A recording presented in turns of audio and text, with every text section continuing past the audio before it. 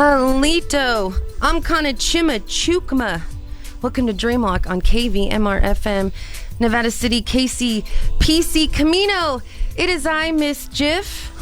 Here with the bearded and beautiful Skip Allen Smith. And somewhere is the Michael Ben. He's on assignment. We got one heck of a program today, a bunch of announcements, fundraising announcements.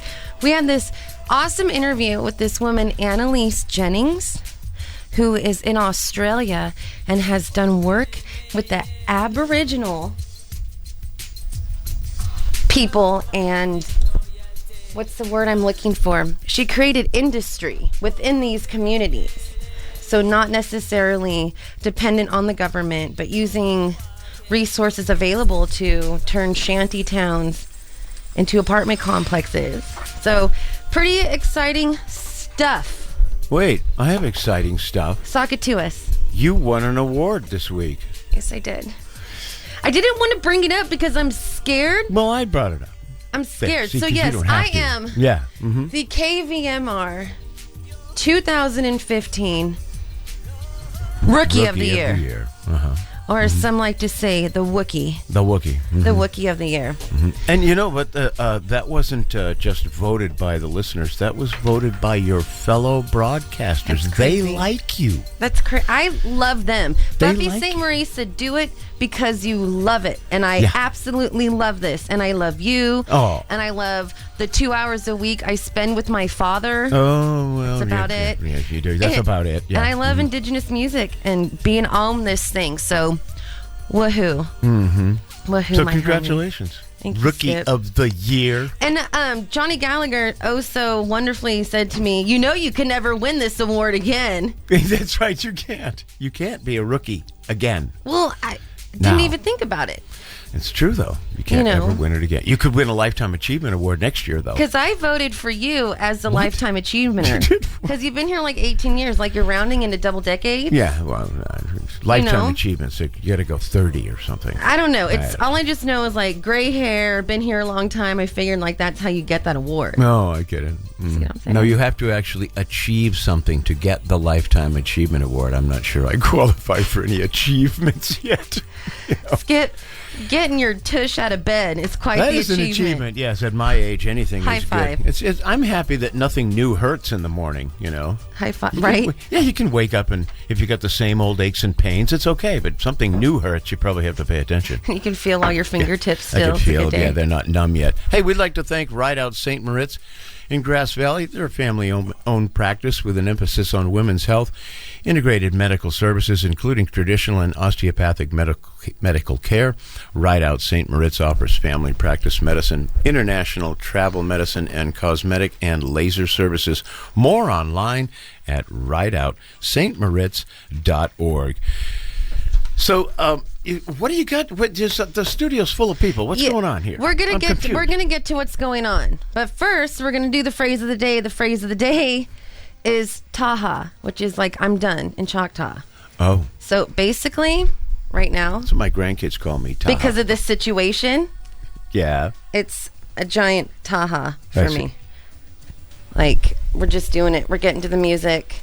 I will do the strangling off air. Yes. Yes. And so many people we need one of those little take a number things like at the deli. Number 36. You know what I mean? Serving number 36. So, yes. All right, Skippy and friends. There is no Skippy here. Skippy was a dog that lived across the street Skip A. from That's my why house. I think it is. It's like Skip A. Hey, Skip A for Skip Allen. Well, Skip Allen, Bearded Smith. Let's get to some music. Let's get on. The first song we're starting with is Greenland. What's his first name? What? New guy, William Greenland. What? And it's called Sitting with My Dad. Oh. Right? That'll Try to get happen. sweet with it every once in a while.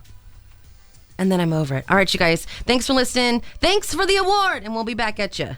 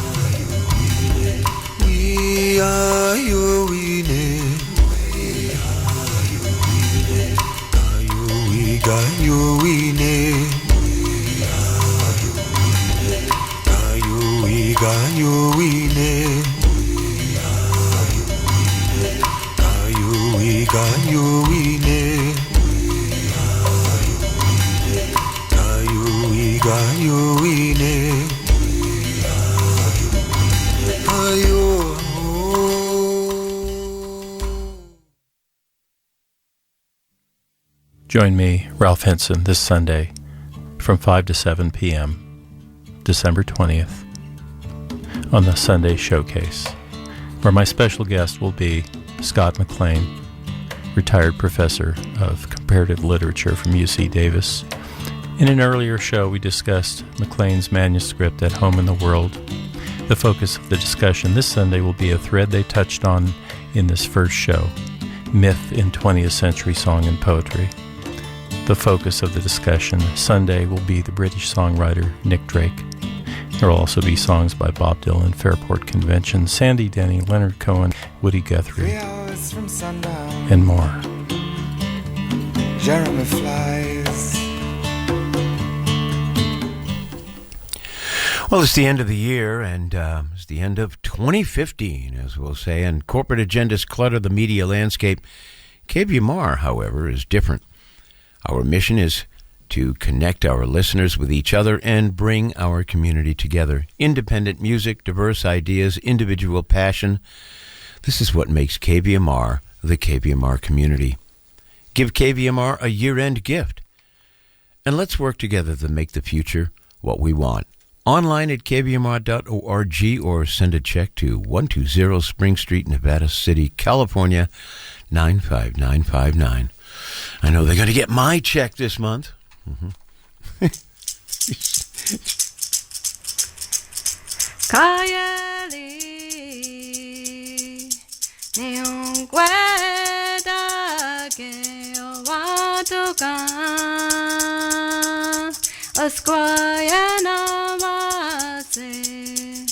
se atanu nane aqua quatile o watukan asquayana wase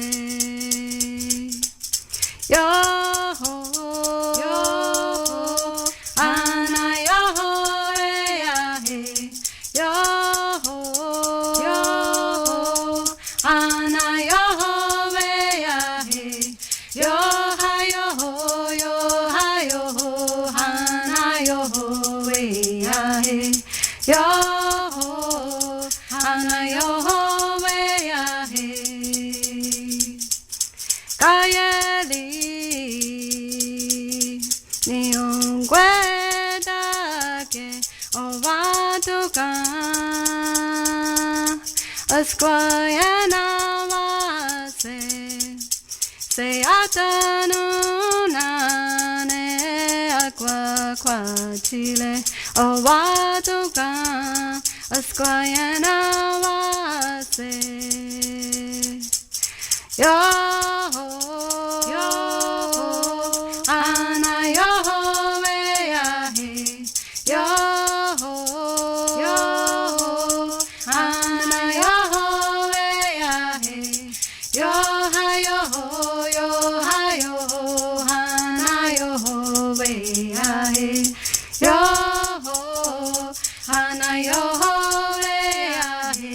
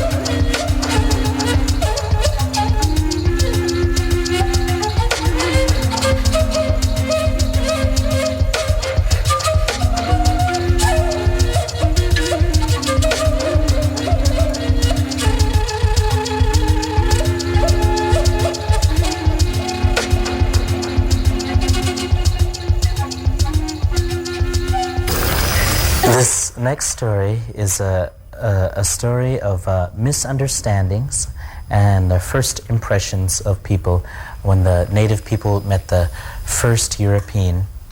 And this will be told in the Spokane language. And if you're listening to this story, can you say, "Ani, Ani"? That means, "Oh my."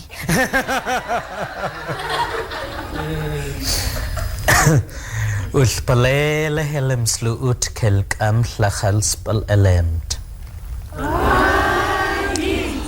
Long ago there lived this old lady. She was so happy. She was weaving her baskets. Making a little basket, and she'd sing her berry picking songs. There she'd be a singing, "Hey, palakalam palamlams, hey, palakalam palamlams, hey, hey, hey." She'd be a saying, "Oh, I'm gonna pick some berries. I'm gonna pick some berries and bring them home and eat them all by myself. Hey, hey, hey, hey." Oh, she was so happy.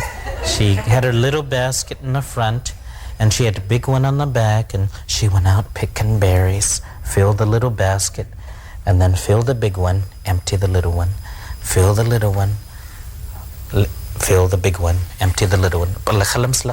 There she'd be picking away. Then she heard something shaking in the bushes.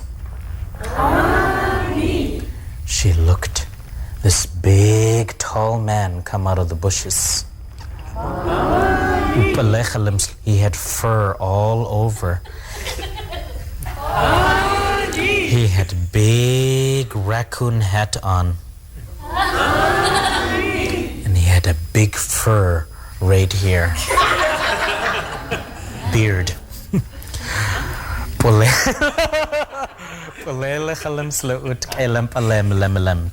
There, this man was a Frenchman. He was a fur trader. He was coming closer and closer to the old lady, and she was getting scared, and she would say, and he'd get closer, and she'd say,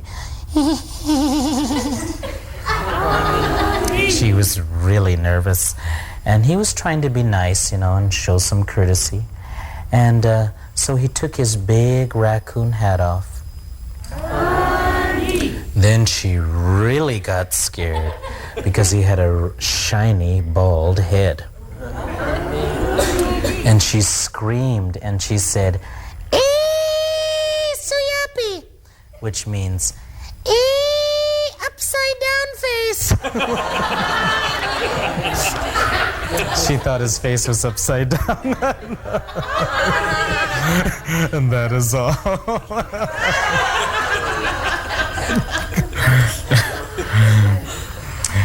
So there's always misunderstandings among people.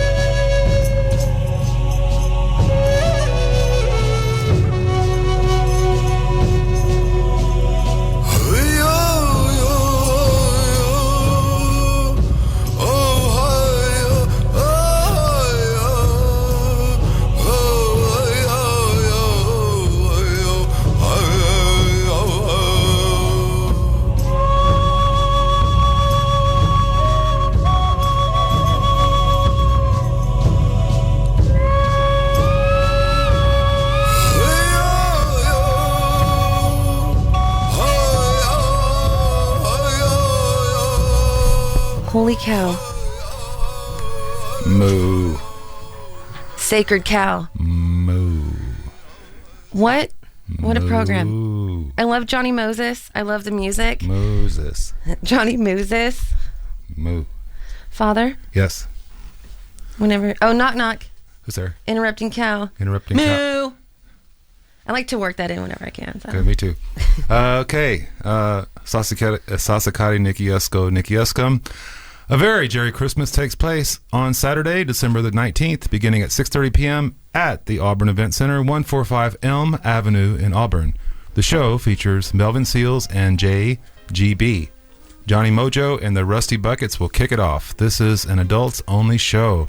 Visit KeepSmilinProductions.com. And Harlow's at 2708 J Street in Sacramento presents a Harlow's Hepcat Holiday with Peter Petty and the Midtown Moxies on Wednesday, December the 23rd, 7 p.m. Visit harlows.com. Okay, so there's another announcement that needs to happen.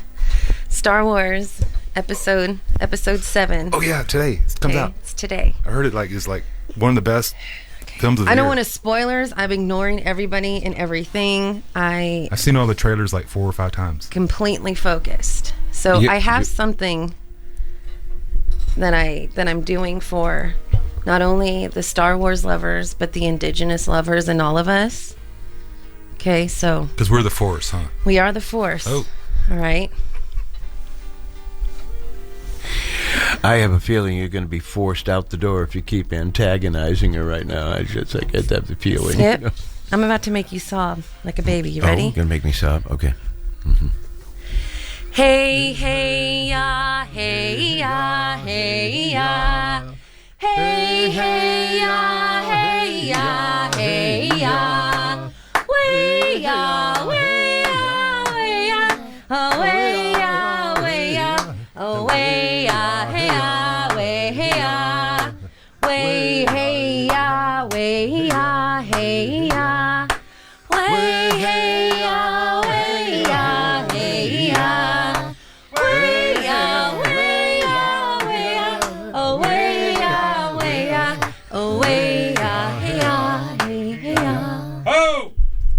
Okay, I'm done now. You know what that was? Thank you, Chris Jones and Akina Amazing.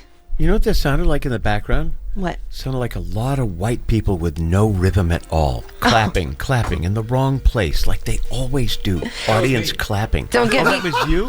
Oh. Don't get me started on the dancing. Oh, man. You were so out of rhythm. What?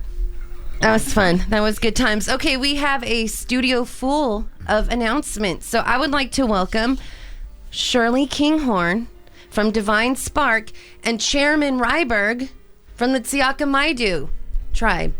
Welcome, Chairman. Thank you. Good morning. What brings y'all to this neck of the woods?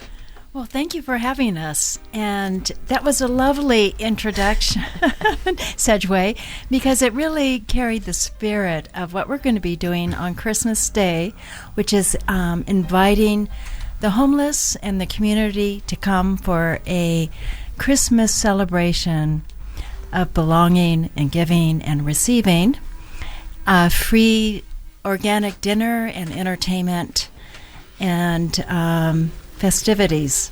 So all is welcome. It's going to be at the Elks Lodge in Grass Valley. And that's just across from the Center of the Arts in that beautiful red building.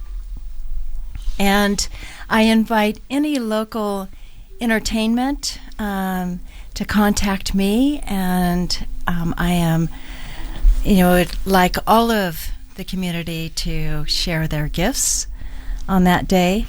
It's we've done this the last many years, starting with Tomas Stryker, who founded Divine Spark, and his spirit will definitely be there.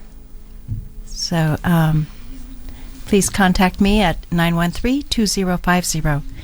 And what time is the event on Christmas? It's going to be 11 to 6, and we'll be setting up between 7 and cleaning up probably till 8. And you guys need some helps With volunteers, they can contact you as well if they would like to help. Yes, really need volunteers to help cook turkeys and help us serve. And we have some wonderful volunteers that are going to be coming, which Don will talk about too. So it's going to be a multicultural experience. And we have a wonderful Maidu chef, Maria, who's going to be organizing the kitchen, and anyone who would just like to volunteer and be a part of making this happen, I welcome you, and please call me or email me. Thank you, Shirley. Hasasakadi. Thanks, Shirley. The tribe is involved again this year. I was first involved with Tomas years ago. And also this year is going to be the Tibetan monks are going to help us serve. That's amazing. I think that's something. That's the first. And there's 6 of them. 6 monks will be coming, and I don't know how many tribal members, but all my sisters said they were coming and to help serve or do whatever. I'd like to volunteer my sister Linda to peel potatoes for about 50 gallons of potatoes. Dang. Does she know this? She knows that you're volunteering? She does now. Okay, because she's the one with the knife. Yeah. Just letting you know. That sibling thing. So, yeah, we look, and also, hopefully, Johnny Moses will be there, too. Yay. For the entertainment. Oh, this will be really exciting. He's my Christmas miracle.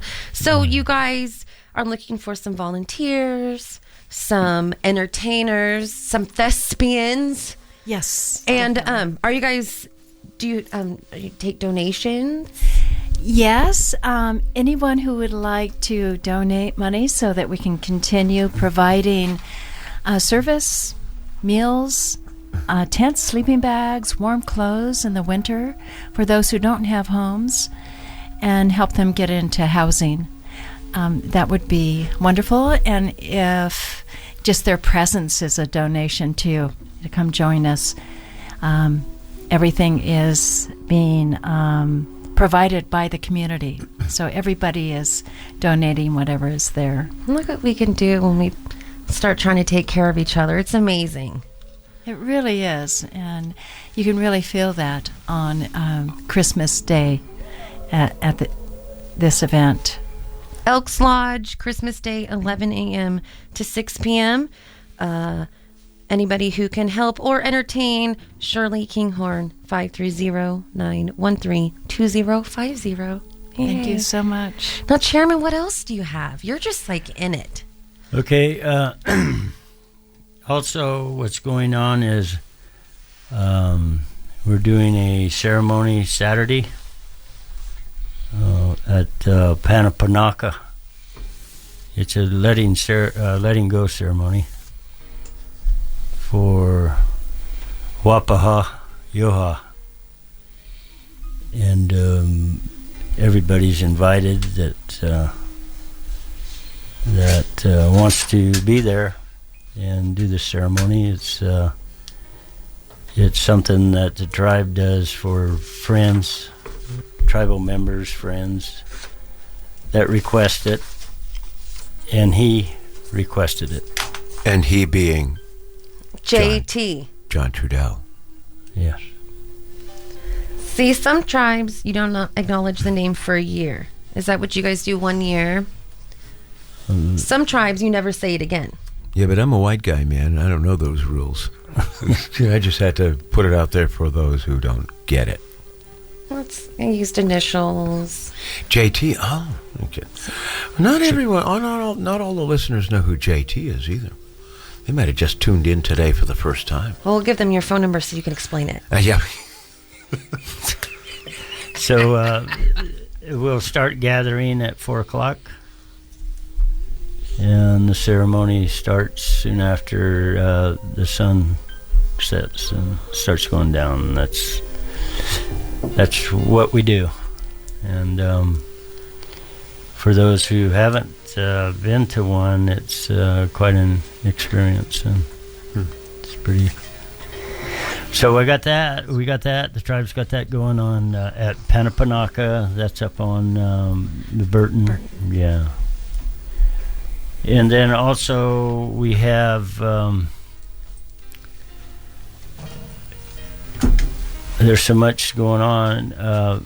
Also, I'm going to be at the Hospitality House on Saturday evening. Say a few words there. Would like to invite everybody there that can make it. And then on the 2 days after Christmas, we're going to be at the Kulu, and we're doing a puju, which is a smoke blessing for the environment. The Tibetan monks will be there. And we done one at Panapanaka several years ago, so it's really something. And me and Joseph are going to want to be on next Thursday to talk about it. That's Christmas Eve. You know that, right? Are you taking the day off? Some people just don't bother dealing with us because it's a holiday. Yes, well, the Tibetan monks aren't Christians, and I don't think neither the tribe is either. Good. Then it's just any old Thursday. Absolutely. Yeah, we don't take any. It's Joseph's cool. That'll be fun. So that's going to be on Christmas. Next Thursday. No, Christmas Eve is next Thursday. Okay. So I just didn't know if it was like, I have. So me and plans. Joseph will be here for Yay. A little bit. Yeah, pop in, do your thing. Yes. Thank you. Great. Hopefully we'll have a Christmas gift for everybody then.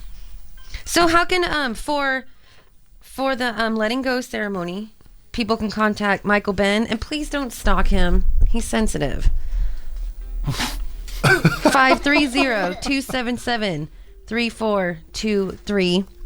And we'll try to get this stuff up on our Dreamwalk KVMR Facebook.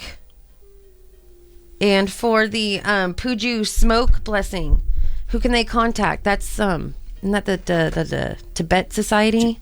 Joseph. Sierra Friends of Oh, Sierra. Yeah, Friends yeah, of that's Tibet, the word yes. I was trying to. Joseph Guida has that. Yeah. Sierra Friends of Tibet.org. And again, I will get that on our Facebook. And we have in the corner, Chairman, if you give me a moment, we got a child, so if we don't get to her, she may explode. We have Akina Amazing and Chris Jones with some more info. There's just a lot going on. Hi, Akina. Welcome. Hi. I love you so much. It's crazy. You gonna say that word? Don't know. There's a word you don't say. Hey. What is it? Dead air, baby. Dead air. Come on. Dead air. It's okay. Dead air. She goes, no, I'm afraid of the microphone. She was gonna say Hisasika. Oh, how cute. She's still working on it. Hasasika, youngin'. Nope, she's done. Okay. Okay. Well, Chris, what do we got going on? Yeah. So, your dad and I have been talking. Oh, no. Oh, boy. Oh, boy, exactly. Here it comes. And we've been kind of discussing this for some time now, and we've even mentioned it to Chairman Ryberg too, that we have these friends in South Dakota that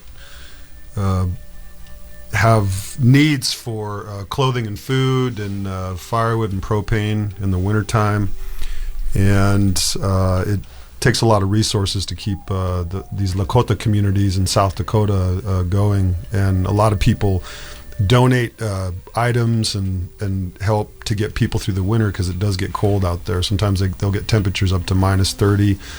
They have a high rate of unemployment, teen suicide, serious alcohol problems on the reservation, and And there's a lot of outreach programs that the government sponsors out there, but it takes a lot from outside community members to help these guys through the winter sometimes. And anyway, the purpose of me coming here today was just to put out the initial call. I don't know when our plan is to rent a truck and try to get the fuel paid for, and we want to find the families that are in the greatest need, pack up, and making a request for items to be brought either to me or to somebody that that can handle the storage part of it, and we can start collecting items for the future. We're planning on doing at least one fundraiser, maybe having a couple talks to inform people of the situation out there, and let people know that there's always an urgent need for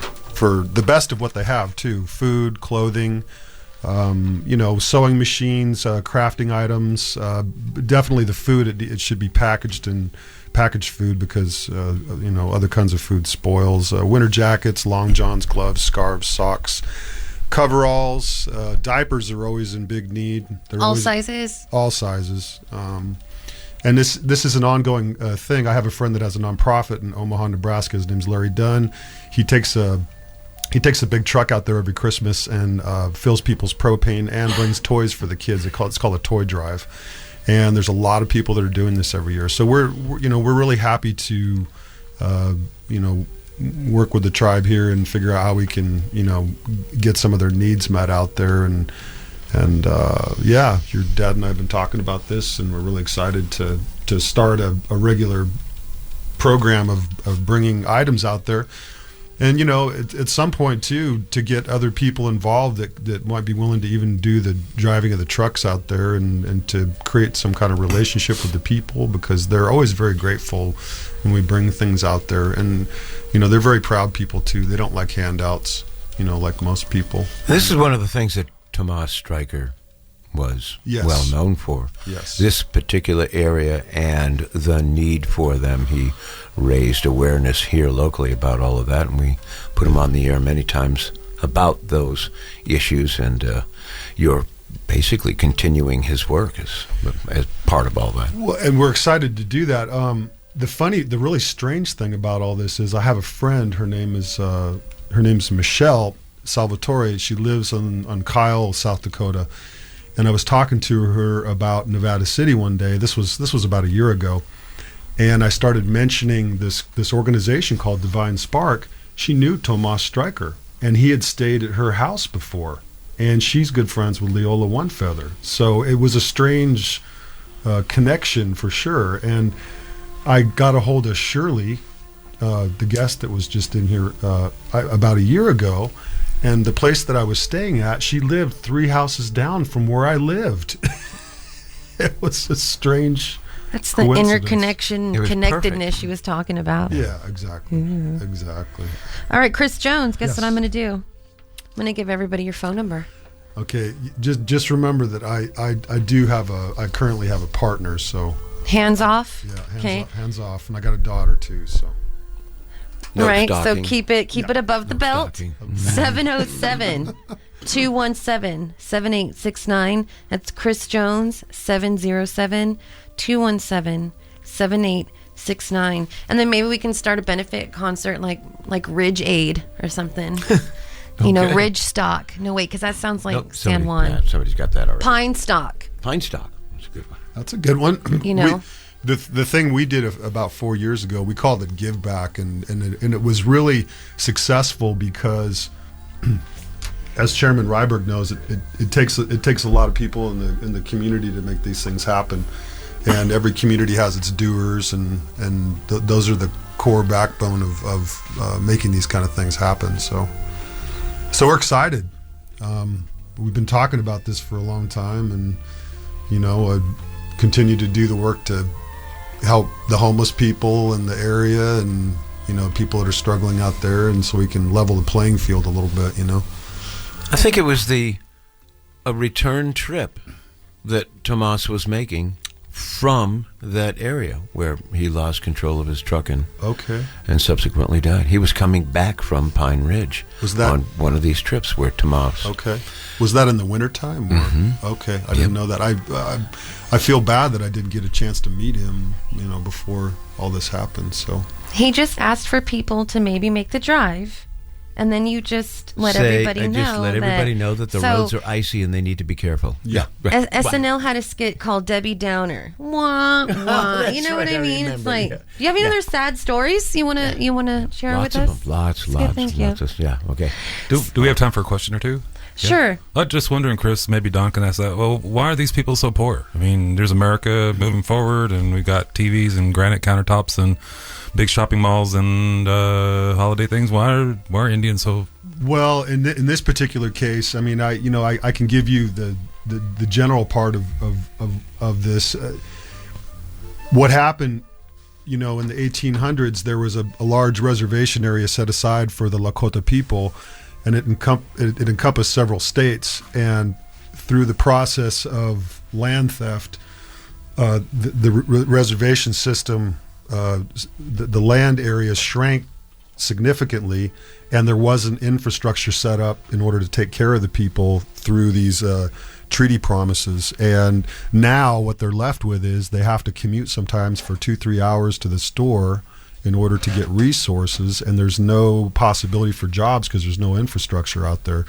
And in the tribal governments, there's an imbalance in the tribal government and the relationship with the Bureau of the Bureau of Indian Affairs. So I don't know the specifics, but it's very complicated anyway. Why would you ask that?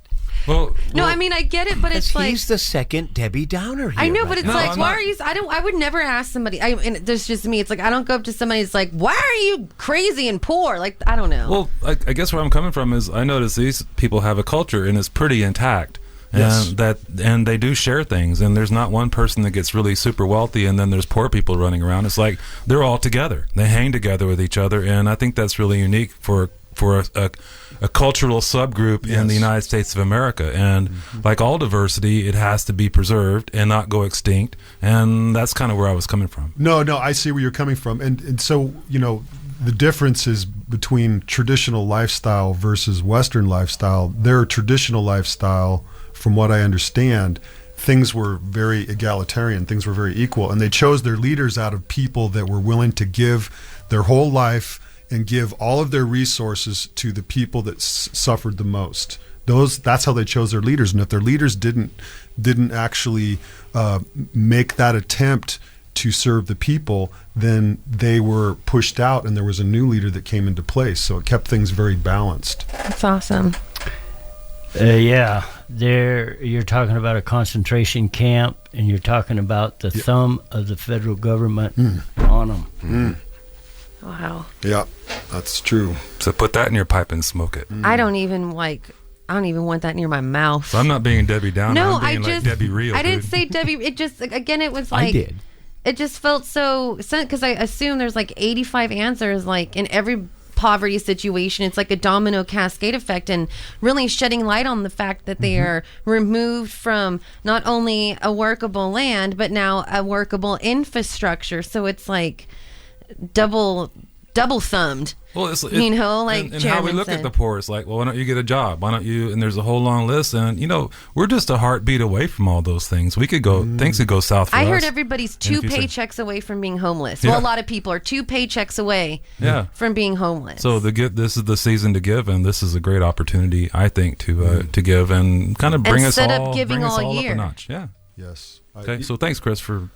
No, thank you for this opportunity to come in here, and I want to thank Chairman Ryberg for all the work he does for the people, and that he's supporting not just Indian people in the community, but he's supporting homeless people, and he's making these invitations to people outside our community to come in. So, yay!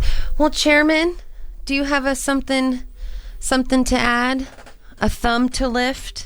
Yeah, I do. I want to thank KVMR, but I got a meeting to go to, so I'm going to have to take off. All right, Thank Chairman, you. it is always a pleasure and an honor to have you. Chris Jones, Akina Amazing, Thank you guys so much. And we're going to get to some music and if you get a chance, when you're on the road, gentlemen, Annalise Jennings is coming up at 11, and she's worked with Aboriginal tribes, trying to pull them out of poverty by looking within the tribe and creating value within the tribe and realizing that them as people are of value and of something. So, there's an attempt on a global scale to not force everybody to join the rest of the working ants in America, but create something invaluable within these communities that again sustains them. So this is a big deal. A push is happening. 2016 is going to be awesome because I'm going to make sure it is. Is Aboriginal like indigenous?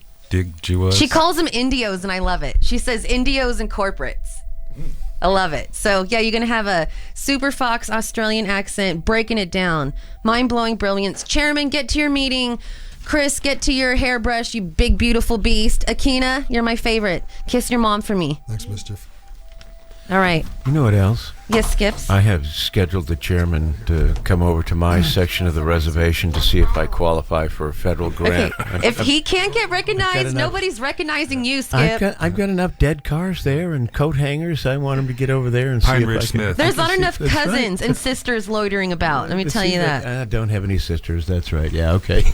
All right. Well, thanks you guys for listening. We'll be back. Oh, wait. Let's just start here. Let's dip business. Yeah. I'm like, psych. HBE Rentals, thank you so much for underwriting, offering equipment rentals for home and business projects. Renting conserves resources, newer equipment produces less emissions, less consumption, and more production. HBE, Grass Valley 273-3100, Colfax 346-8000. Online, go to hbe.com. And Big O Tires, with independently owned tire and automotive stores throughout Northern California and Northern Nevada, providing brake service, alignment, suspension repair, oil changes, and scheduled vehicle maintenance. Locations are online at bigotires.com. I don't rent equipment. I just fix all of my broken smog producing equipment. I don't rent anything. Skip, you're just recycling or whatever. Recycling, yeah. All right, let's get to some music. Yeah.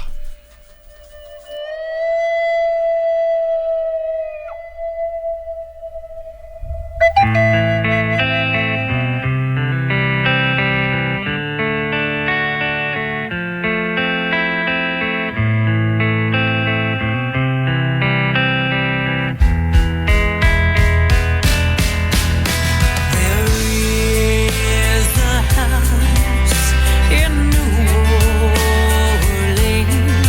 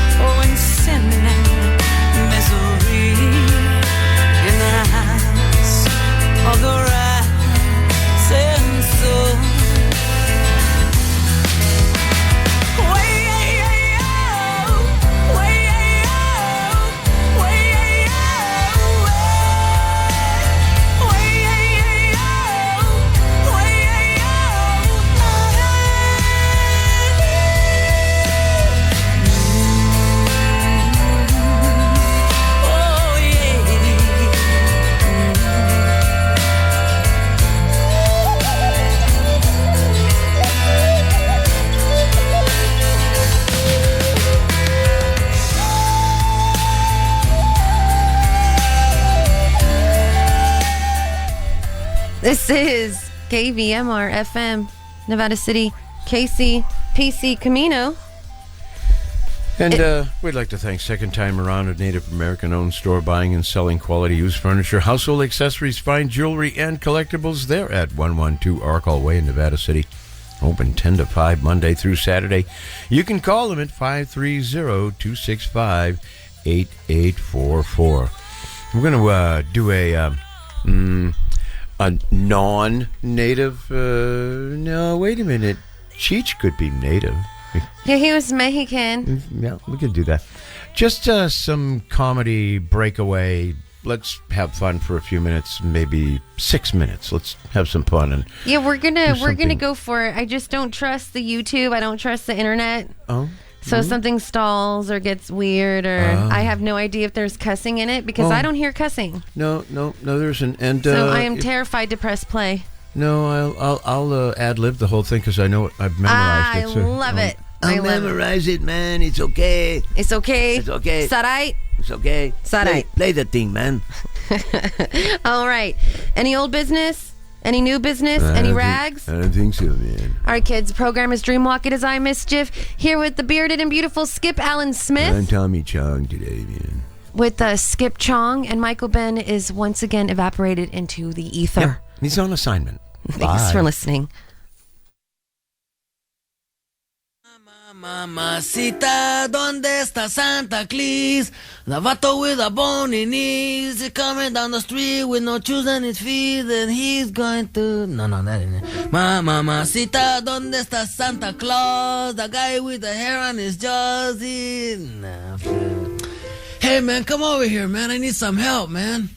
Yeah, man, I can dig that. Like, what are you doing, man? I'm trying to write a song about Santa Claus, man, but it's not coming out. About who, man? About Santa Claus, man. You know Santa Claus, man. Oh, yeah, man. I played with those dudes, man. What? Yeah, last year at the Fillmore, man. Me and the bass player sat in, man. Oh, hey, man, you think Santa Claus is a groove, huh? No, it's not a groove, man. Would they break up, man? Oh, no, man, it's one guy, man. You know, he had a red suit on, man, with black patent leather shoes. You know the guy, man? Oh, yeah. He's with Motown, ain't he? No, man. Yeah, I played with that dude, too, man. No, yeah, he's a good singer, man. No, hold on, man. He's not with Motown, man.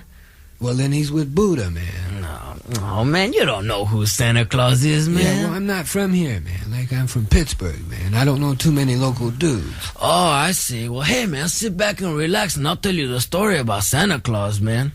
Listen, once upon a time, about 5 years ago, there was this groovy dude, and his name was Santa Claus, you know? And he used to live over in the projects with his old lady. And they had a pretty good thing together because his old lady was really fine and she could cook and all that stuff like that. You know, like she made the best brownies in town, man. Oh, I could remember them now, man. I could eat one of them, man. Wow, did you know these people, man? Oh, yeah, man. They used to live next door to me, you know, until they got kicked out, man. What, they got kicked out of the projects, man? Yeah, you know what happened, man? They used to live with all these midgets, you know? And the midgets used to make a lot of noise, you know, like pounding and hammering and pounding all night, man. Wow. Typical freaks, oh, man. Yeah, man, they were really freaks, man. As a matter of fact, they all moved up north together, you know? Oh, they have to go get their head together, man? Yeah, get their head together, man. And they started a commune, you know? It was called the Santa Claus and His Old Lady Commune. It was a real famous one up there, man. And they used to sit around and groove all the time, you know? Oh, yeah? Really good time, man. Hey, that sounds heavy. Yeah, eat the brownies, man. They drink that tea, man. And what they did most of the time, though, was make a lot of goodies, you know? And they had everything they needed. They only needed to come into town maybe once a year or something like that. Pick up the welfare check and the food stamp. Yeah. No. What they did, man, is once a year, when they made all the goodies, you know, they used to put them in a big chopping bag, and then they used to take the chopping bag and deliver them to all the boys and girls all the way around the world, Hey, man. well, that's it, man. Yeah, that sounds real nice.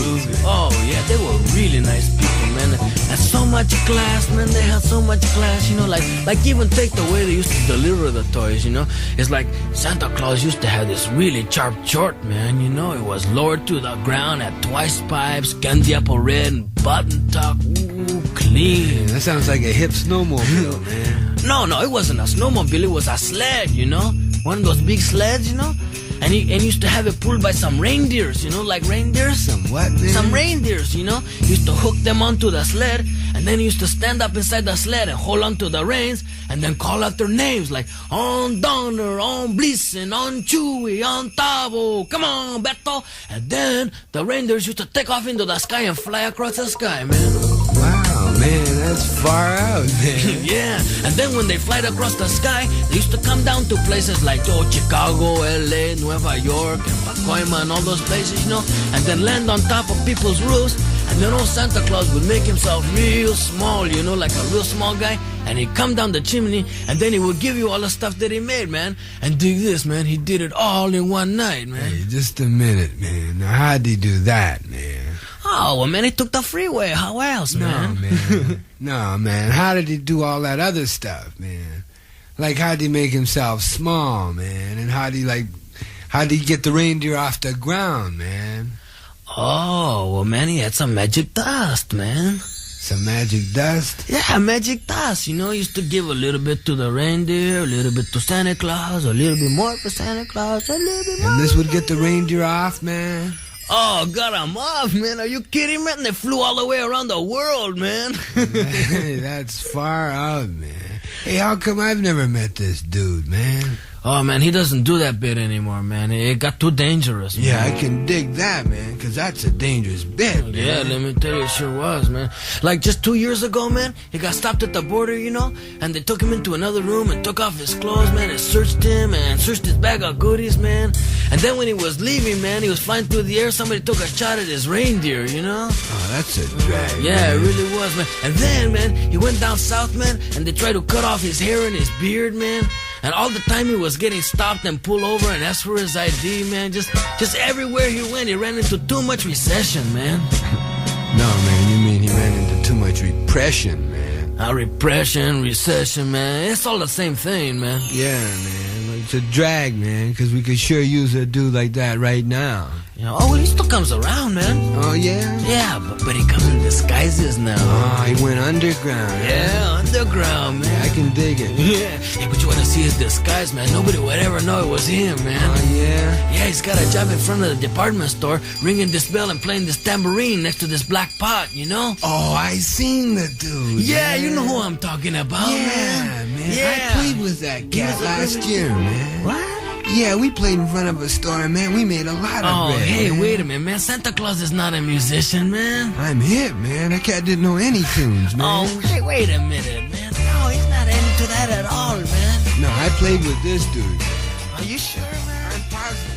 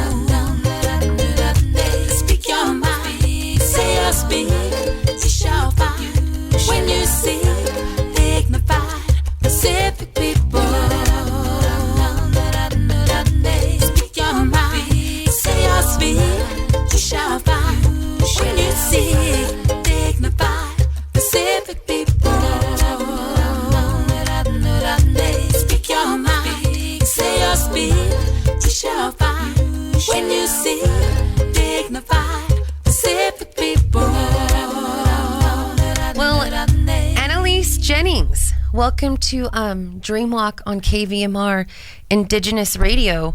I am here with our friend Oscar Perez, who talks so highly of you and the work that you did with the Aboriginals in your area. So I want you to introduce yourself to all of our listeners and then just sock it to us, sister.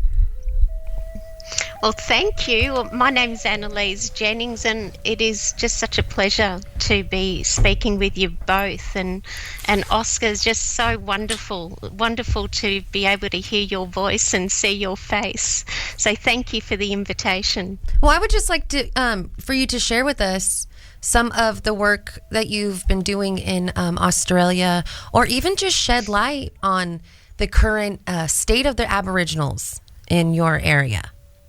Well, I'll share a little of what I've been doing over the past few years. I stepped out of corporate about 6 years ago, and I took a holiday up to the far north of Australia. And during that holiday, I met some Aboriginal elders who got really interested in my conversation around community ownership and self-determination. It's a topic I've always been very, very passionate about, and we really tuned in to one another's listening around this. And so they invited me to their community to meet some of their people and to have broader conversations. And to cut a long story short, my 4-day holiday in the Cape became 2 weeks, and then 2 weeks became my 3 months long service leave, and then I took another 12 months off, and then I just never went back to my corporate career. And I've been working with communities ever since. So in essence, the way that it's evolved and what's really happened over the last few years has been really remarkable, because what I've been able to do in collaboration with the Indigenous people here is to create a model that encourages economic enterprise, but alongside the spiritual well-being of the people. And so this is a conversation, a new narrative in a community that says, I can have a go at this. I can make this happen. I can participate in my own economy. I have the capability. I have the drive. And what has happened as a result of this new narrative and this balance between creating viability and social enterprise has been really, really extraordinary. So that's in a nutshell the essence of the work, and it's touched thousands of Indigenous people now across many, many communities. Wow. Annalise, wow. It's kind of interesting. Again, you were creating a new narrative that business hasn't attempted anywhere. It's usually has nothing to do with the person and all to do with generating revenue and the worker. Well, it's a bit more than generating revenue, because there's a lot of opportunities for enterprise out there. But I do believe that unless we create in tandem this conversation around social cohesion, those that economic enterprise, those ideas, all of those strategies, they just fall short of their mark. So this is about community leaders, government, service providers coming together and creating real change, but in a way where the community owns its own destiny. They own their own community plans. They are the implementers of their own change. And so we're creating opportunities from within rather than going out and bringing resources in. This is about building communities from the inside. And the shift has seen something in 60% increase in employment, as an example, over very, very short periods of time, by people taking ownership and really being part of the co-creation of the development of their community. So it's a shift from intervention and control and paternalism and penalty and punishment to true community ownership. That's at the heart of this work. So you're going to end up changing the world, right? Well, I'm a big believer of the ripple effect, and so if we can affect change through some positive mindsets and some great strategies, then why not? I'm here to share it with anybody and everybody who wants to listen and be part of this. Usually I'm a chatterbox, but my mind is blown right now. You know, here in the United States, we have over 200 different tribes that are embittered, angry, not recognized, waiting for the government to do something so they can do something. And here you are, independent of the outside government or society, creating this industry. It's a big freaking deal. Absolutely. You know, since Annalise and I met for the past few years, Annalise, it's been amazing being able to follow and get to know more of your work at a distance, and also seeing how critical it is, like how absolutely essential it is for communities everywhere. And there's such a massive need for this kind of vision, and for bringing in the awareness into communities that they can, among themselves, create a very viable future where everybody is invested in moving forward, you know, and having, like you said, not just the spirit, I mean, not just the financial aspect to it, but having a spiritual connection to what they're doing. And I'd really like to hear a little bit more about how the conditions were in these communities before you started collaborating with them, and what some of the changes are that have happened over time there, and also like some examples of people that you've seen like really step into leadership roles and really flourish in ways that, you know, weren't available prior to the work that you're doing. 4 questions at a time, Oscar, honey, come on. That's, hey, you know, there's a lot here, man, and she's sitting there like trying to go, okay. Go ahead, Annalise. Okay, so okay, I'm going to do that justice. I'll do that justice in some way. I'm just hearing my voice echoing a little bit, but I'll do my best. But before I answer some of Oscar's queries there, Jennifer, I just want to tune in on something that you said, and that is that there are Indigenous communities everywhere who are waiting for government to do something. And my message with the greatest respect and admiration for Indigenous people everywhere is don't wait. This is about creating a spirit, a connection to the Creator Spirit, a connection to Mother Country that comes from the inside of who we are. And it starts with asking ourselves those age-old questions. Who am I, and what am I here for, and what's my purpose? And through asking ourselves those questions, we find the energy, the spirit, the voice to come forward in a way where we can't be ignored. And again, I say that with the greatest of respect to all of our listeners. Coming to Oscar's question, what are the changes and what was it like? Look, I remember stepping into a particular community, and it looked to me like almost like a camping site. It looked to me like there was just no infrastructure. There was no school, no supermarket, no public transport, unmade roads. But more than that, it was the energy of the people that really, really impacted me. And I remember one young woman, when I invited her to a focus group to talk about, you know, what's important to you, what's your heart calling for, what is it that you want to see change? And she looked at me and she said, Annalise, nothing is ever going to happen around here. It's hopeless. And those words continue to echo in my ears and remind me to tell you a little bit more about this young woman further into the conversation.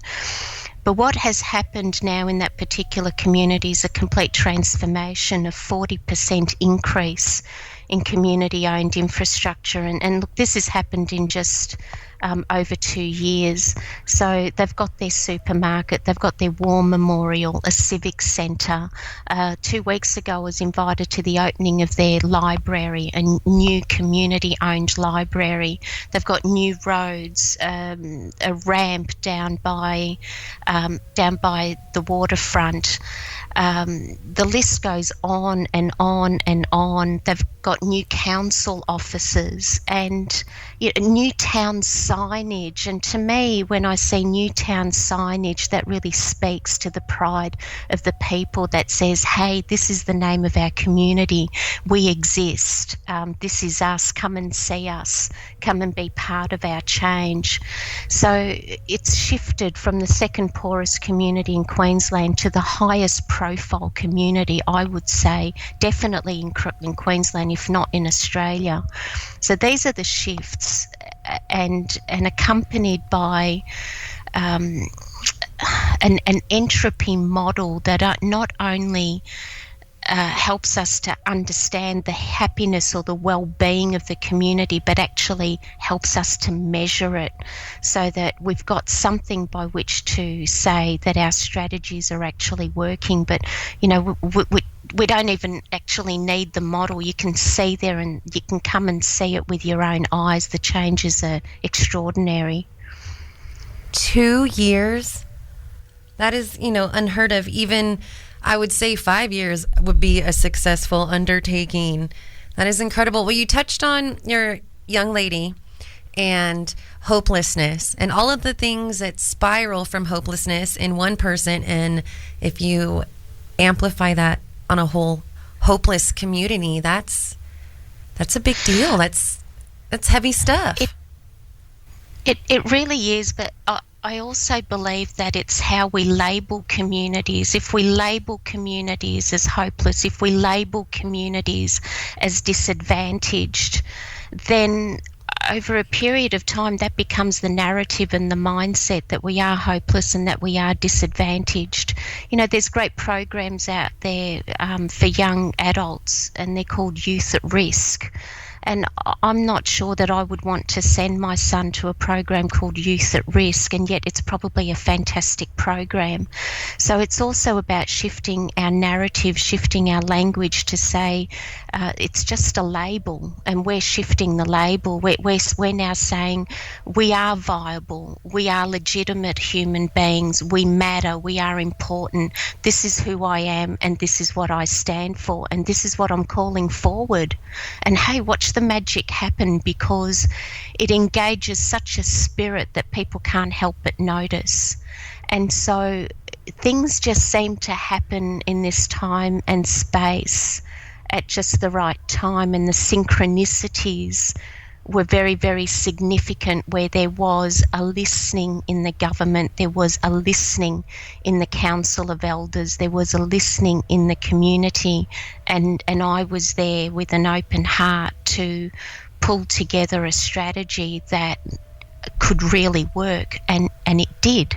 So my message to people listening is, and in particular those who are sitting on the fringes and are feeling like they're looking up this massive mountain and they're just about ready to give up, I just want to say, don't give up, because this is real, and creating a values-based community is real, it's working, and keep going. Okay, I am so fired up right now. Like, everything you say, I'm thinking like, amen, hallelujah, preach it, sister.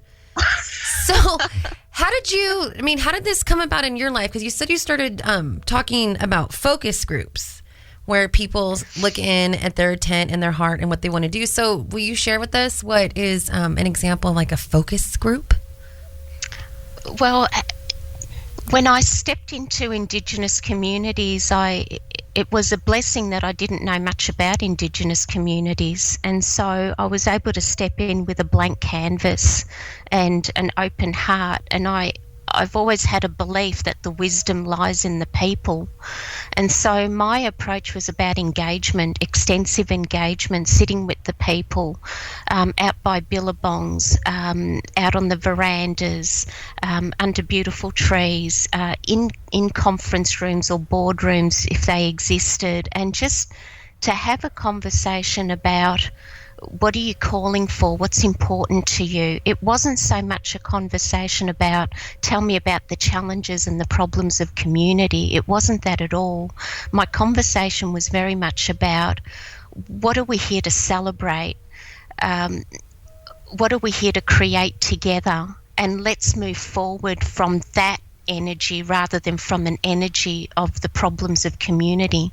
So it was very early in the piece that I was determined around really shifting this narrative, because if I'd asked about the bureaucracy, if I'd asked about the despair and the doom, I believe we would still be trapped in that conversation. So it was a new conversation, extensive engagement, respecting the voice of the people, and then pulling it all together into a meaningful strategy, engaging government, inviting and really looking at what services and infrastructure that were government owned that existed in the community that could be transitioned to the community, because there's an economy just in that. So this isn't hard stuff. It's not hard. It's collaboration, it's cohesion, and it's bringing together the right people at the right time around the table into the circle to have the conversation that we all need to have. That's beautiful. It's amazing to have that perspective and to say, you know, the narrative of what has been taken from us and what we don't have is keeping us stuck in a place of essentially of lacking growth and of resentment, and all the ways that traps people, you know, and having that clarity of vision to go in and say, well, no, what makes your heart flourish? You know, what is it that's important to you, and how do we bring that to the table? It really is a very transformational, very powerful perspective, and it's one that I think is often lacking. And you know, just hearing about the results that you've had by approaching a different story, you know, and being met through that it's very, very inspiring. Or look at how much can change by just taking away labels or changing the labels or changing the narrative, by just getting out of that story of you're an unwanted indigenous tribe or you're hopeless or you're all these things. Just by changing that, people have the freedom to start moving forward. Absolutely. So I want to get back to this young woman that you introduced in the conversation earlier. I'm intrigued.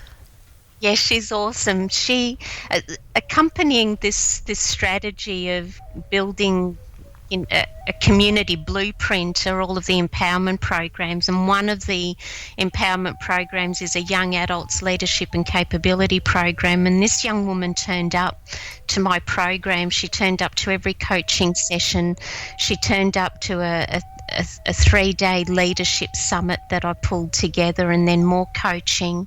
And the idea was around matching skill to competency. It was about personality and career profiling, but essentially it was about each young person identifying a career pathway of their choice, and for them to have the confidence and the self-belief to actually get out there and find a job, to invite this opportunity into their lives.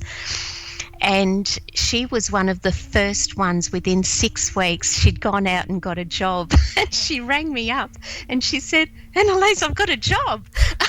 And I said, "Oh, why are you surprised?" And she said, "Because I've never done this before. I never knew that this could be possible. I've never done anything like this before."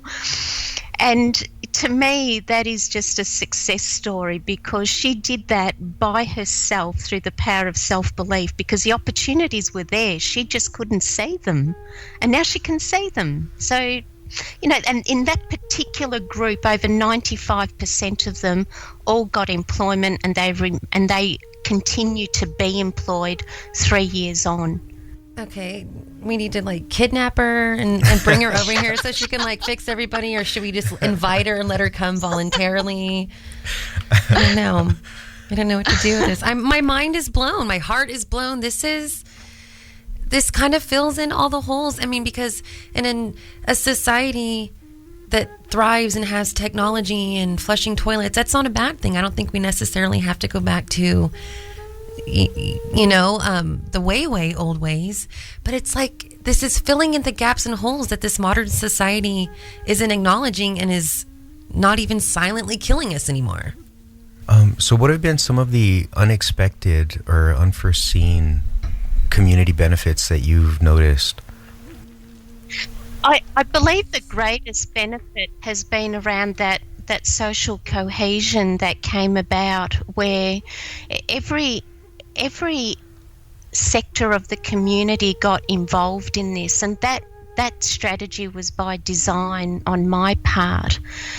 But it was the elders who really came together and supported this narrative and supported every part of the new development of the community. And one of the glowing examples was a new housing unit in this community that is now community owned, and they never had that before. So the community is now involved in the design of their own homes and the building of their own homes. But it was the elders that really stood behind the young adults who got involved, and the council who got involved. There's no graffiti, there's no vandalism. It's that community spirit that I hoped for, but to see it happen so quickly was that to see the social cohesion happen so quickly really blew me away. Blowing us away too, sister. So how can people track what you're doing, like Oscar said, help, donate, back you up, get a hold of you? What are some ways that our community can help? Well, I have a Facebook. I've got a website. I'm really, really easy to find. You can Google me. So, get in touch with me, talk with me, ask me lots of questions, ask me how you can get involved. There's masses of ways. If you're an NGO, you can get involved. If you're a corporate, you can get involved through, not just supporting a community, but actually partnering a community in this reciprocal giving and receiving of knowledge and wisdom, because it's not about giving handouts, it's about every sector of the community learning from Indigenous people, because it's about learning from our ancestry so that we are all part of this change. We don't want handouts. This is about partner us, learn from us, be with us, step with us. And if you don't know what that means, ring me, talk with me, and we'll find a definition of that. So whether you're a corporate, an NGO, a community leader, an Indigenous leader, a government who is progressive enough to be listening to, hey, we need to shift how things work, call me. I'm here. I'm ready to share. Oh my goodness. I'm going to call Amy Goodman on Democracy Now! And give her your number. Blow it up. I'm useless. For starters. I'm useless as a radio broadcaster, but sending you the right way here in America. Holy cow. And again, you volunteering people to reach out and do this is a big deal too. Everybody usually has the intent of buy this program now or give me $1,000 and I'll teach a seminar. I mean, you're saying if you have questions or if you want to get involved, call me. That is huge. Yeah, absolutely. I'm here to share the story. I'm writing a book. I'm so excited about that. Tell us all about it. So well, last year I was made an adopted daughter of one of the clans of the Thanakwith people, and the elder rang me. Her name is Mary Ann Coconut, and she's a woman that I really, really love. And she called me and she said, Annalise, I've been thinking about you. She said, I want to make you an adopted daughter of my tribal land. And so my Aboriginal name is Keely. And so the book is about this wonderful elder and her spirit for her community. It's about my journey. It's about the synchronicities of our life's journey and how we met, and about the evolution of this community and how we went about it. So it's in progress. I can't say more than that because that's about as far as I've got, but it's being published next year is my milestone, so I'm very excited about that. You gotta let us know when it drops. I want an autographed one. Absolutely. Or 5. Or 5, so we can hand them out. Annalise Jennings, what a surprisingly profound treat. Thank you, Oscar. Thank you. Usually I ignore him, but every once in a while I'm like, I'll give this a gamble. And I gotta share with our listeners. Annalise and I trying to figure out times to meet up because she is in Australia. So she's like, do you want to talk this day? And I'm like, are you talking about this day my day or this day your day? You know, and she'd say, oh, I can talk after 5. 5 my time or 5 tomorrow your time. It was this, literally it took 2 days just to figure out which day we were talking about to get to this day today. My goodness. That's right. And you know what? I'm just discovering we're both wearing animal print. I think leopard is a color. Go, girl. I think that's great. That's fantastic. Hey, we're soul sisters. I believe it. No, you are absolutely on fire. And I don't know if we want to get into it now or in the future, but I'm just curious within you personally, because you talk about synchronicity and following your heart and all these things. What the heck happened to you? I mean, did you just come out of the womb like heart open, brain open, super fox? I'm curious more about you now than, we know about the programs. What's going on in Annalise? Well, one thing I would say to anybody who's stepping into this work is that it's not for the faint-hearted. I will say that. And I will say that you need to always be checking in with yourself and am I in alignment, my mind, my body and my soul, is it all saying the same thing? Because if it's not, you'll get caught out with it. And so for me, I went on an accelerated learning of personal and professional growth a number of years ago, and I've always had a passion for humanity. I've always been a person that thinks, wow, our world's in trouble and I can't bury my head in the sand. I've got to be able to do something, say something, be part of creating a future that is distinct from the one that we're in, and creating a positive ripple effect. And I've got 2 sons and I'm really determined to leave that in their DNA. And so for me, it's all about asking the question, what is your soul calling for that can really change the face of humanity? And that's a question that I always ask myself. And so you've got to be, you have to have integrity in this work, that you absolutely believe it, because you are the start of the ripple effect. Everything you say, everything you do, every thought that you have creates an impact. So that's really what I can say to you today. There's many, many, many stories, so maybe lots more to share. Maybe we should have episodes. Seriously. Oh my goodness. We will. Annalise Jennings, Googler, YouTuber, Facebooker. Harass her because, she's going to get her ripple to our ripple, and then our ripples are going to ripple. And then hopefully in like 3 years, right, the way you move, 3 years, it should all be fixed and we'll be fine. 5? Well, be the ripple effect. Drop the rock and be the ripple effect. There's my message. Thank you so much for being with us, and I'm going to gently stalk you and keep in touch. And again, let us know if there's anything that you'd like to share with our listeners here in the U.S., and let's get them, girl. We can do this. Thank you. Thank you so much. It's been such a joy to see you, to smile with you, to be with you, and thank you for inviting me.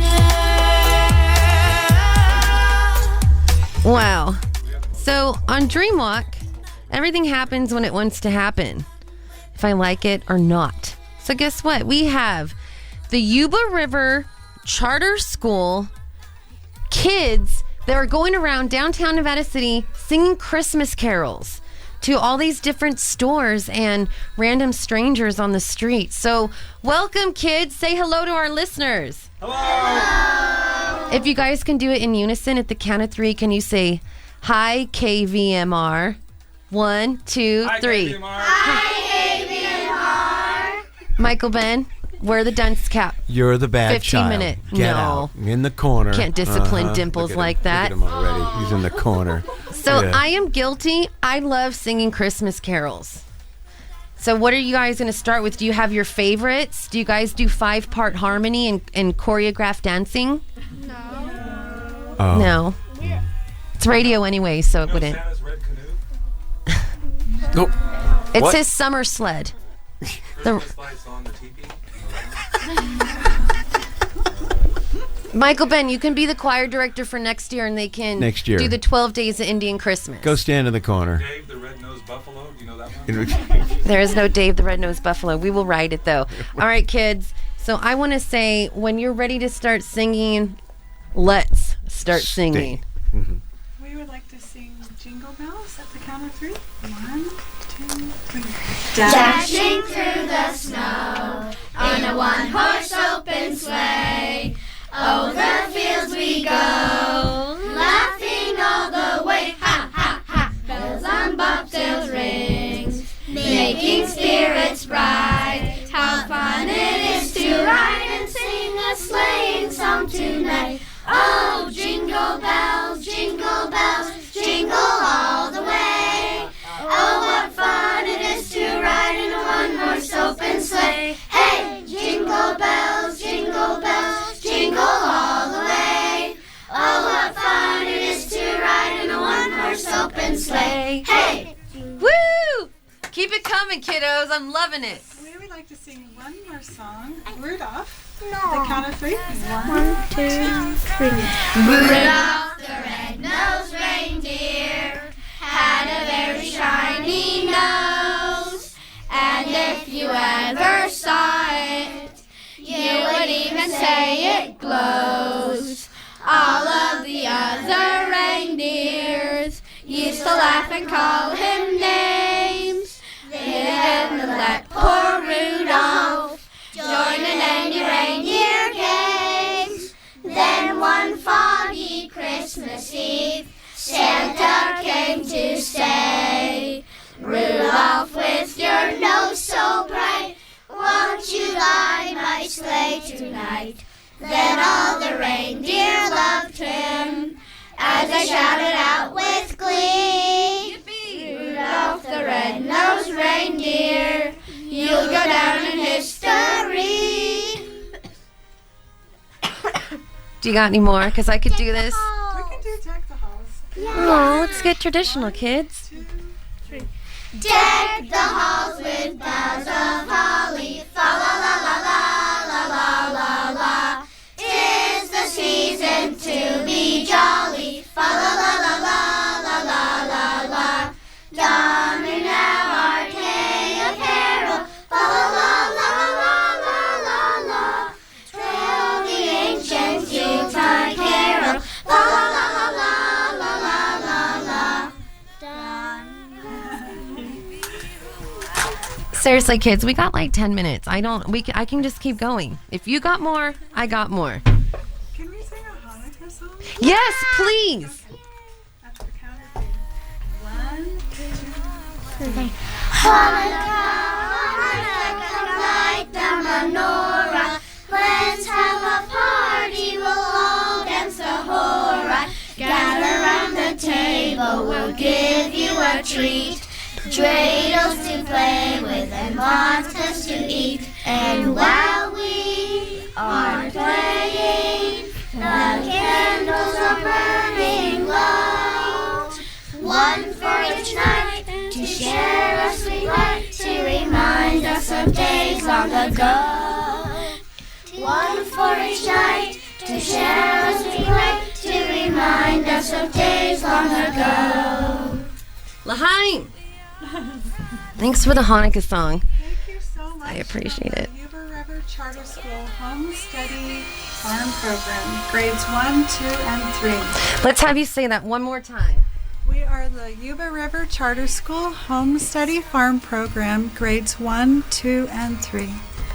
So adorable. You guys, thank you for blessing KVMR with your Christmas magic. I don't care about your political wah. Okay, Merry Christmas, kiddos. And everybody say Merry Christmas. Merry Christmas! Love it. All right, kids. Merry Behave. Christmas! Thank you, kiddo. You just gotta talk through that. Should be known the temporary restraining order has been lifted on me, so we're okay. That They're all is safe. good news, Skip. They're all safe. I am so tickled right now. It is. It's so cute. It's fun. And I'm sure Cynthia Tweed, our development director here at KVMR, is going to pop some of this stuff on the Facebooks and There the you Twitters, go. and I'm dying today. We got a picture of Michael Ben in the corner. That's good enough for me. Who's being the bad boy again. It felt good to be among my peers. Ah, I see. 5-year-olds. That's All right, perfect. so- That's me. I want to play the Jana Mashoni, Derek Miller song, A Change Is Gonna Come, because it seems to be like fitting with the momentum that we're picking up here as a people, not just as indigenous people or Christians or Europeans or this or that, but as people. You know, a change is going to come. John Trudell, when I asked him, I bugged him. I said, well, what are we going to do? Revolution, right? We all need to join together and do something. And he's like, it all starts with us, right? Being quiet in ourselves, right? And that didn't make any sense to me because it's supposed to be a we, right? I guess I didn't trust that us individually would voluntarily come together and do something. I thought we had to be rallied or forced or prodded. So that was a pretty big lesson John Trudell taught me, and that I'm seeing happen today. So We're here to stir it up. Let's stir We're it here up. to stir up the consciousness and let people make their own decisions. But see, I just thought it was shaking people awake. You know, you shake them. Get up, Shake 'em, wake up. You've done that to your dad at least 30 or 40 times in the last couple of months. Oh, you know how he used to wake me up like in high school when I wouldn't get up? No? He would turn the light on and just rip off my blanket and walk off. That would do it, huh? So you're sitting there freezing with the lights in your face. It's like, I guess it's That's how time I to was get up. raised. Dad would just flip the light on. I mean, it was just. Oh, it you was- added the removing the blanket as your own little It's called evolutionarily spice. It's called lateral oppression. I learned that. Lateral oppression. Okay. Stop laterally impressing me. All right, well, let's get to some music here on Dreamwalk. KVMR. And you can all pick up your scissors. Don't tell everyone our personal stuff. No, that's what they're listening out there. I know.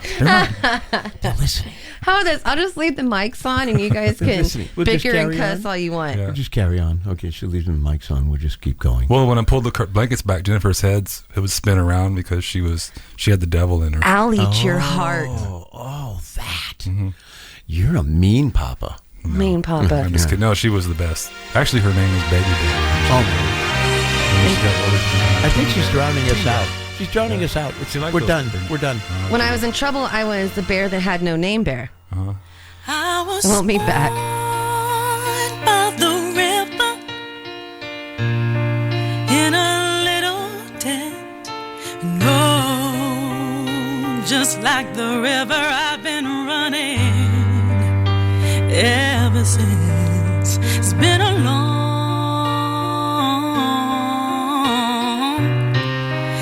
long time coming, but I know a change gonna come. It's been too hard living, but I'm afraid to die, 'cause I don't know what's up there beyond the sky. It's been a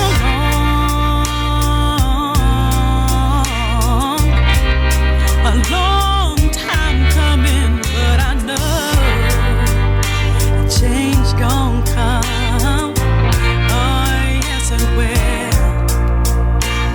I go to the movie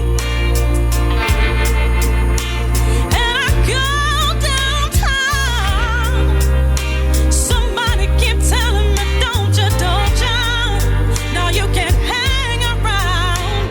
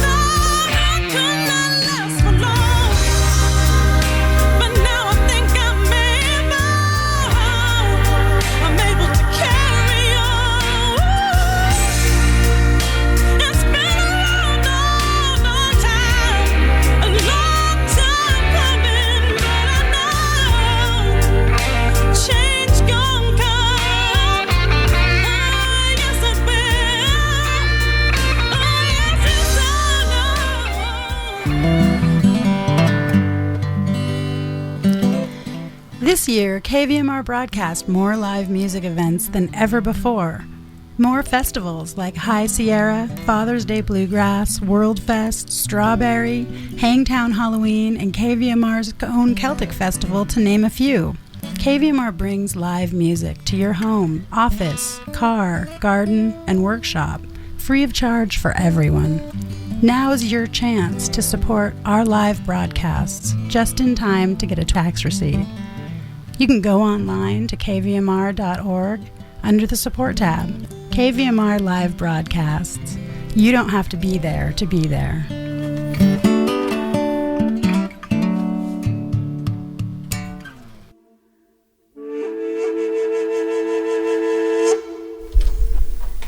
And that is how you do live community radio. So much fun having the kids here. Crazy fun. How do you do that? We just did, man. We were you. Oh, wait, your head was in the corner. I forgot. It was the magic dust. Quick story about 5th grade.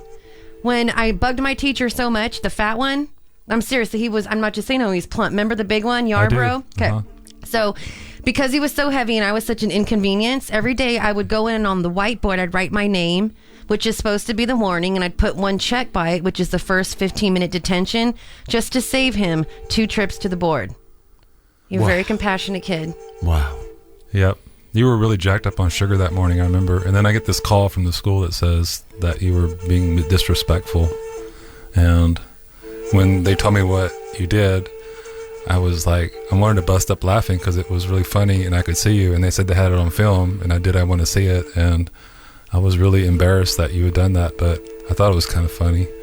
It was funny. And now she has a career in radio. I would scold her. You for your. You did. You told me don't do it on video. That was his scolding. Mm-hmm. And thus, if you can't be good, don't get caught. That's right. Yep. Okay, I have something to say. As the Crow Flies presents Heavy Rock Thursdays with local rockers Ear Wrecked and Trash Magic this Thursday from 9 p.m. till midnight at McGee's Annex, 315 Broad Street, Nevada City. And first buried in 1991, the time capsule from the Gold Run School will be unearthed on Wednesday, December the 23rd at 5 p.m. The capsule will contain artifacts from each Gold Run student and staff who attended the 1990 to the 901 school year. Now called the Forest Charter School, and the former Gold Run School is located at 470 Searles Avenue, Nevada City. People will be congregating by the flag pole. Visit Facebook, Gold Run Alumni Group. We need to thank Mark Kunaberti, an investment representative with Cambridge Investment Advisors, offering advisory services, retirement planning, and portfolio asset management. Securities offered through Cambridge Investment Research Advisors, a registered investment advisor, 530-559-1214 or mkunaberti@cambridgesecure.com. We'd like to thank Second Time Around, a Native American-owned store buying and selling quality used furniture, household accessories,